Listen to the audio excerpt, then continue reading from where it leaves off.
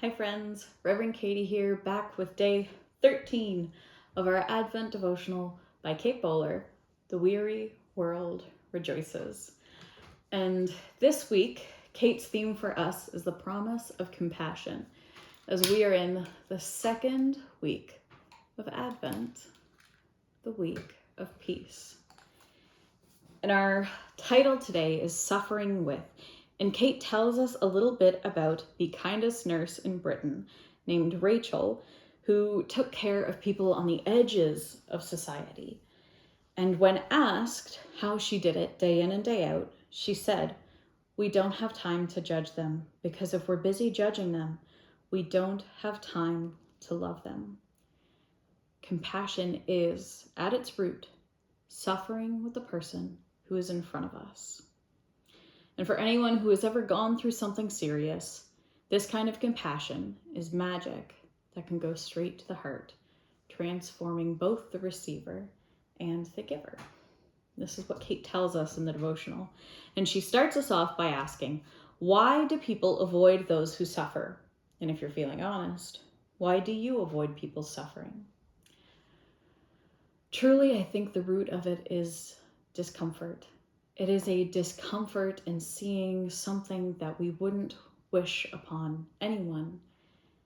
And I think it's almost this fear as if sitting with someone in their suffering will in turn cause us to suffer. When, as Kate says, that's not the case. Compassion is something that could change us for the better, something that could transform our hearts for the better. We avoid suffering. We don't want to acknowledge that it exists. It is something hard and uncomfortable, and we don't have the right words. Sometimes I think the most comforting thing you can say to someone is, "This is awful. I'm here for you. I'm listening."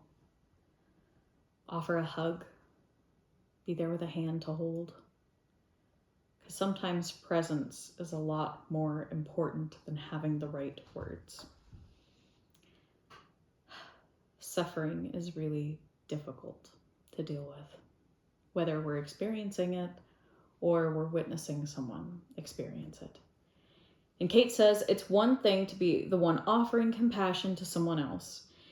It is another to be the recipient. Think of a time someone showed you compassion, and how did it make you feel? I've had a lot of moments of compassion in my life. And I remember the first time I ever had to ask a university professor for an extension on an assignment because I was sick.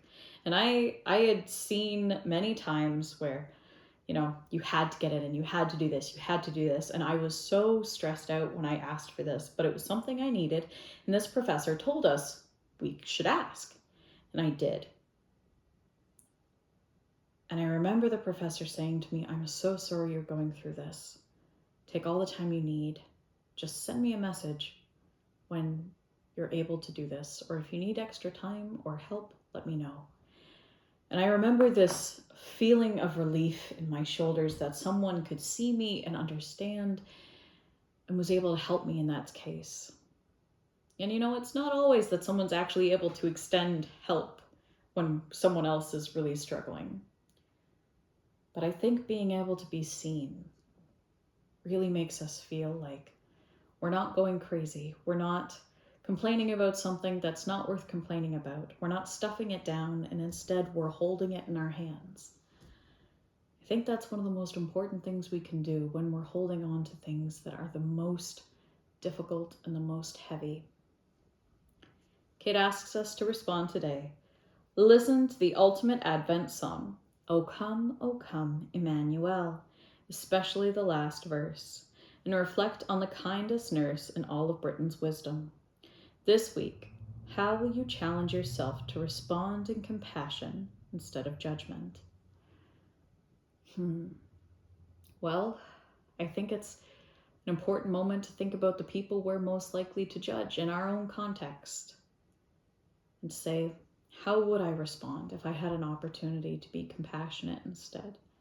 to think of the stuff that we don't want to see, and instead to hold it in front of ourselves and to say, here it is. How can I show compassion today? And we'll close with our blessing, a blessing for small kindnesses. We have all been there, where the day is harder than we have the strength to endure, and a call comes in from a friend just wondering how you're doing. Such grace. When the workload is crazy and it's just for a time, and you keep going until you want to keel over, and for no reason someone comes to take some small task off your plate. Such grace. When you have been the caretaker for too long and you start to lose track of personal hygiene or what's in the fridge, and suddenly there's a box of groceries at your door. Such grace. Or when it's your turn to be the one in recovery, dry-lipped and needing just one ice cube, the nurse with the kind face that guessed it and came just in time. Such grace. Blessed are the food makers and the errand doers, the temporary aunts and uncles who will swoop in and take your kid for an afternoon. Blessed are the noticers, the witnesses, the thoughtful ones who see what is happening and do the small thing, the next thing. But it isn't small, is it?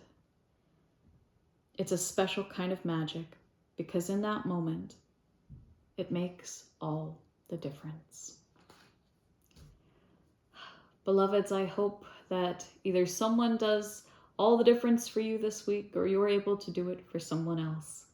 And in your journeying, I hope you fare well. All right, friends, I will see you not here tomorrow for day 14, as we'll be in Sunday service, but on Monday for day 15 of our Advent devotional, The Weary World Rejoices. And until then, I bid you a good night. Bye-bye.